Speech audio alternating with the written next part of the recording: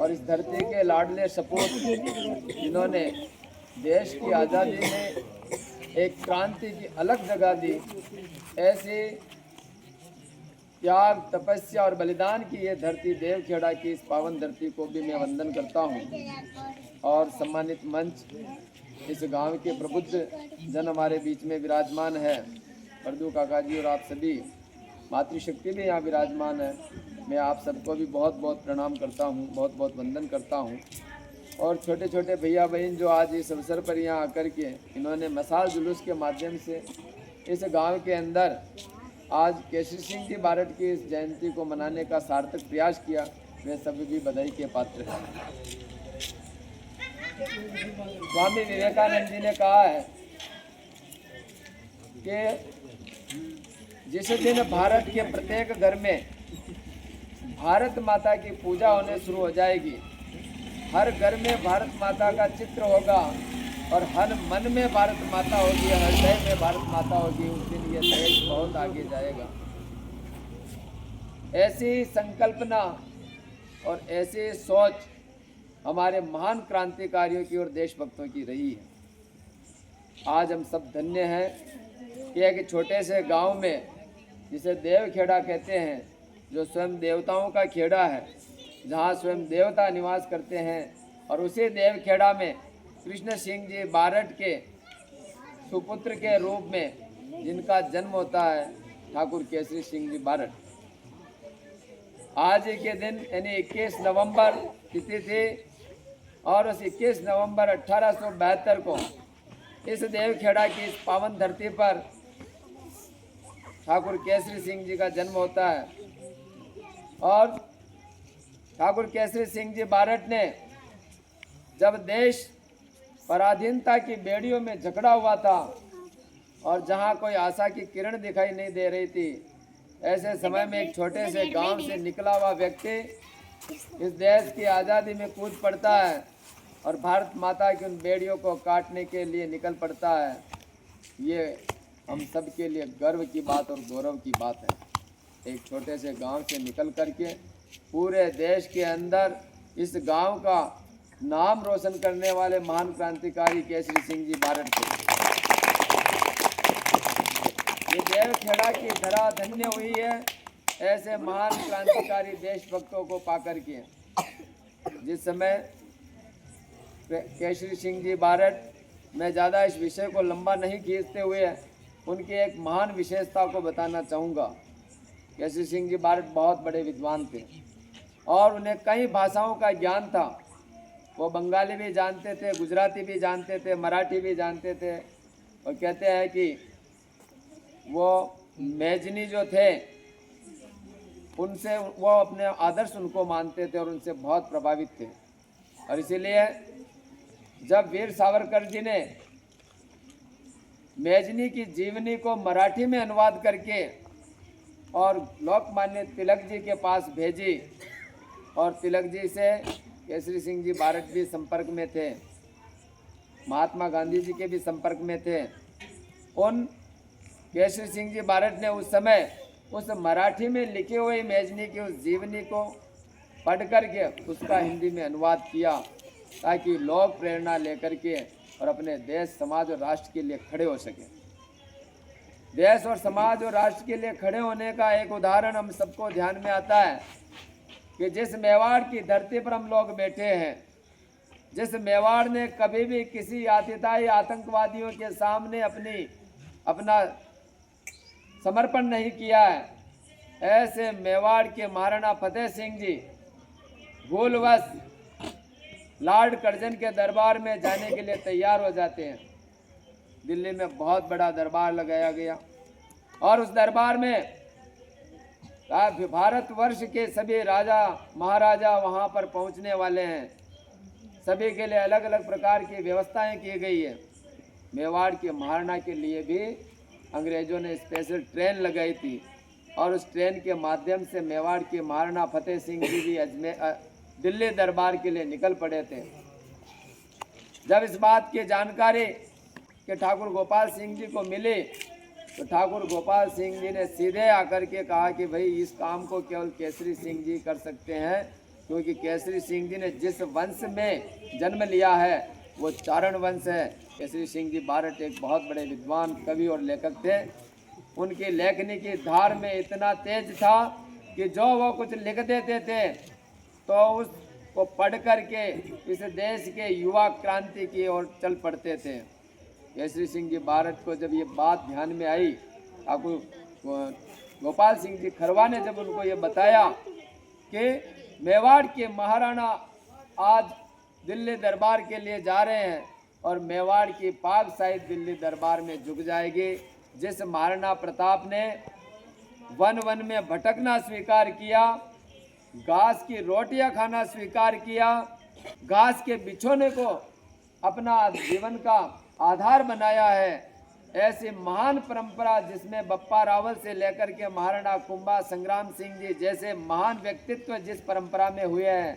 जिस परंपरा में हिंदुआ सूरज महाराणा प्रताप होते हैं, उस हिंदुआ सूरज महाराणा प्रताप के वंश को लजाने के लिए आज फतेह सिंह जी दिल्ली जा रहे हैं।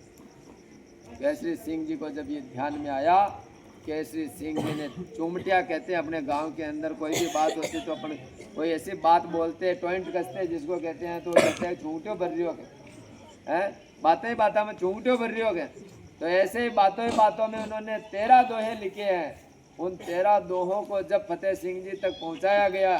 चित्तौड़ रेलवे स्टेशन पर उनको जब दिया गया और वो पढ़ते पढ़ते जब वो ट्रेन से बैठ कर के पढ़ते हुए अपने सरेडी स्टेशन तक पहुंचते हैं, वहां से वो संदेश भिजवाते हैं, वहां से संदेश भिजवाते हैं और वो कहते हैं कि केसरी सिंह जी यदि ये दोहे मुझे उदयपुर से रवाना होने से पहले दे दिए होते तो शायद मैं दिल्ली दरबार के लिए प्रस्थान नहीं करता। लेकिन फिर वो कहते हैं कि आप चिंता न करें, आज आपने मेरे सोए हुए स्वाभिमान को फिर से जगा दिया है और आपने इस महान परंपरा को जो है कलंकित होने से बचा लिया है। आज मैं दिल्ली जाऊंगा, लेकिन आपको विश्वास दिलाता हूं मैं दिल्ली जाकर के भी करजन के दरबार में उपस्थित नहीं होऊंगा। मेवाड़ के महाराणा दिल्ली जाते हैं, लेकिन वहां मेवाड़ की कुर्सी खाली रहती है और फिर यही केसरी सिंह जी गोपाल सिंह जी मिलकर के वहां से फिर महाराणा को लाने की व्यवस्था भी करते हैं। आप सोचिए कि ऐसे महान व्यक्तित्व जिसने विश्व के इतिहास में तराजू के 2 पलड़े हमने देखे हैं, तराजू के एक पलड़े में विश्व का इतिहास रख दीजिए, तराजू के दूसरे पलड़े में मेवाड़ का इतिहास रख दीजिए, तराजू का मेवाड़ वाला पलड़ा पूरे विश्व के इतिहास पर भी भारी पड़ेगा। इतना गजब का इतिहास इस मेवाड़ का है और इस मेवाड़ का इतिहास को अगर कलंकित हो जाता तो आज हम गर्व से दुनिया को जो है मुंह नहीं दिखा पाते, लेकिन आज भी हम गर्व से जो है दुनिया को मुंह दिखाते हैं। और इसीलिए हम कहते हैं कि हम गर्व से सीना तानते हैं, क्योंकि हम प्रेम में भी जहर पीना जानते हैं। ऐसी भक्तिमती मीराबाई जिसने जो है जहर पी करके भी अपने कृष्ण को पाया है, ऐसी पन्नाधाई जिसने अपने पुत्र का बलिदान करके भी इस मेवाड़ की लाज रखी है, ऐसे असंख्य उदाहरण इस मेवाड़ के भरे पड़े हैं। ऐसे महान मेवाड़ को कलंकित होते हुए केसरी सिंह जी नहीं देख सकते थे और इसीलिए उन्होंने 13 सोटे लिख करके उस मेवाड़ के महाराणा जी की नींद उड़ा दी। पग पग भम्या धरा राखी धर्म, पग पग भम्या पहाड़ पहाड़ धरा छोड़ धाक्यो धर्म, मेवाड़ा महाराणा रे हृदय राख्या हिंद। फिर जंगलों में घूमे, चाहे कैसी भी परिस्थितियों में रहे, संघर्ष किया, लेकिन मेवाड़ के महाराणा ने धर्म की रक्षा की और उस धर्म की रक्षा को आगे तक जिंदा रखने का जो काम किया है वो इसी देवखेड़ा की धरती पर जन्म लेने वाले पूजनीय हमारे सबके आराध्य वंदनीय प्रातः स्मरणीय केसरी सिंह जी बारठ है।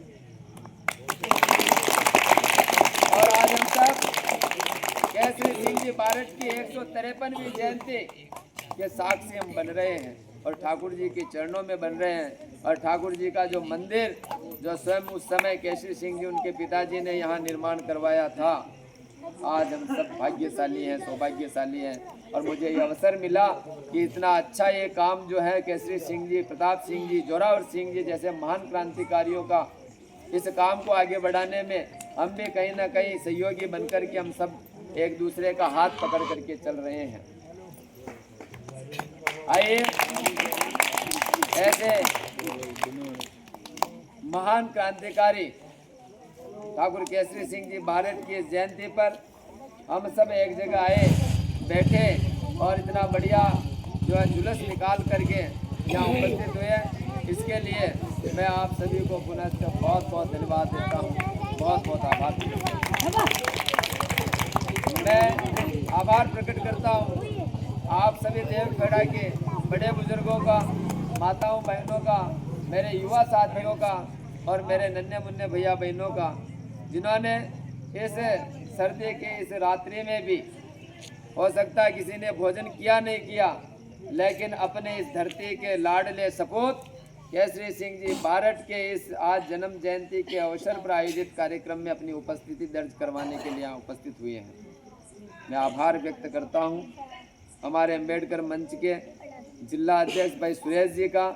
जिन्होंने इस अवसर पर मुझे सम्मान दिया आप सबके बीच में। मैं भाग्यशाली हूँ कि आज इस जन्म जयंती अवसर पर आपने मुझे इस देवखेड़ा की पवित्र धरती पर, जहाँ कभी इन्हीं रस्तों के अंदर केसरी सिंह जी के भी चरण कमल पड़े होंगे, आज वहाँ बैठ कर के और आज वहाँ मुझे सम्मानित किया। इसके लिए बहुत बहुत आभार। और छोटे भैया बहन भी बैठे हैं, तो एक छोटी सी कहानी जरूर सुनाना चाहूँगा। एक व्यक्ति था और वो 2 मूर्तियां लेकर के आया और उस मूर्तियों में एक राजा के दरबार में गया और जाकर के कहा कि राजन, ये 2 मूर्तियां हैं, इन दोनों के मूल्य अलग अलग हैं, आपको जो पसंद हो लीजिए। तो राजा ने कहा कि इस मूर्ति की विशेषता बताएं कि क्या क्या विशेषता इन मूर्तियों की। तो वो मूर्तिकार कहता है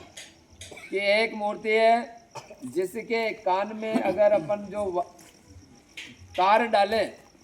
तो वो तार इधर से डालेंगे, दूसरी कान की इस ओर से निकल पड़ेगा। और एक मूर्ति है जिसके कान में तार डालते हैं तो वह तार सीधा नीचे उतर जाता है। ये छोटे छोटे भैया बहन बैठे हैं, ये आने वाले समय के प्रताप सिंह होंगे, ये आने वाले समय के ठाकुर केसरी सिंह होंगे, ये आने वाले समय के ठाकुर जोरावर सिंह होंगे, क्योंकि आने वाले समय में भी देशभक्ति की लौ को जलाए रखने का काम यदि कोई कर सकता है तो इस देवखेड़ा के में पैदा हुए ये छोटे छोटे बच्चे कर सकते हैं। और इसलिए उस मूर्ति की विशेषता कि जिस मूर्ति में इस कान में डाल कर के तार इस कान से निकल जाता है, उस मूर्ति का मूल्य कम है, और जिस मूर्ति के कान में तार डालते हैं और वो नीचे उतर जाता है, उस मूर्ति का मूल्य ज़्यादा है। तब राजा ने कहा इसका कारण क्या है? तो उसने कहा कि इस कान से सुनती है, इस कान से निकाल देती है, और ये दूसरी मूर्ति इस कान से सुनकर के अपने अंदर उतार लेती है। मैं चाहता हूं कि आने वाले समय में जब यहाँ से इसी प्रकार के देशभक्त नागरिक जब यहाँ से निकले तो इसी व्यक्तित्व को लेकर के निकले, जैसा केसरी सिंह जी का व्यक्तित्व था, जिन्होंने देश की हर बात को इस कान से सुनकर के इस कान से नहीं निकाली, उन्होंने इस कान से सुना और अपने अंदर उतार करके उन्होंने देशभक्ति की जो अलग जगाई है, जो देशभक्ति की लो जगाई है, उन्होंने वो उनके मन में दृढ़ संकल्प माता की पीड़ा का था कि मेरी भारत माँ पीड़ित है, मेरी भारत माँ आज बंदी है। और हजारीबाग में केसरी सिंह जी बारड थे, प्रताप सिंह जी बारड को पूछा गया कि बताइए तुम्हारे जो है साथी जिन्होंने बम विस्फोट किया चांदनी चौक में, उनके नाम बता दीजिए, हम आपको छोड़ देंगे। लेकिन प्रताप सिंह जी टस से मस नहीं हुए। आपको ध्यान में होगा उनका एक वाक्य, मेरी माता को हंसाने के लिए देश की हजारों माताओं को नहीं रुला सकता हूँ। ऐसे महान विचार रखने वाले प्रताप सिंह जी को अपने पिता के सामने मिलाया गया है, ताकि ये इनके सामने ये देख करके कि इनके पिता के पैरों में भी और हाथों में भी हथकड़ियाँ और पैरों में बेड़ियाँ पड़ी हुई है, ये देख करके हो सकता है इसका मन पिघल जाए। उस समय केसरी सिंह जी बारड को जब आमने सामने हुए तो केसरी सिंह जी बारड ने कहा कि प्रताप तू नाम मत बताना, ध्यान रखना, यदि तूने जो नाम बता दिए, जिस दिन मैं इस जेल से मुक्त होकर के आऊँगा उस दिन मेरी पिस्टल की पहली गोली तेरे सीने में होगी। ऐसे अपने पुत्र के लिए ऐसे शब्द कहने वाले इसी धरती के लाडले सपूत केसरी सिंह जी बारट थे। आज कोई कह सकता है, आज अपने पुत्र के लिए कह सकता है, अपना पुत्र अगर गलती करके आ जाए तो भी अपने लोग जो है उसको बसास लेते हैं कि कोई बात नहीं, उसकी 100 गलतियां माफ कर देते हैं। लेकिन उन्होंने कहा कि देश का मामला है, देश संकट में है, और अगर क्रांतिकारी ये गतिविधियों पर यदि तुमने अगर इस प्रकार का किसी को नाम बता दिया, अगर क्रांतिकारियों के परिवार को कोई ठेस पहुंची, उनके ऊपर आ चाहिए तो मैं सबसे पहले तुझे गोली मारूंगा। ऐसे महान विचार जो अपने पुत्र को भी अगर गोली मारने की बात कह सकते हैं, ऐसे देवखेड़ा की धरती पर जन्म लेते हैं। ये आज शाहपुरा जो जाना जाता है, आपको आश्चर्य होगा कि आज शाहपुरा को जो जाना जाता है वो क्रांतिकारी केसरी सिंह जी, जोरावर सिंह जी और प्रताप सिंह जी के नाम से जाना जाता है। और हमें गर्व होना चाहिए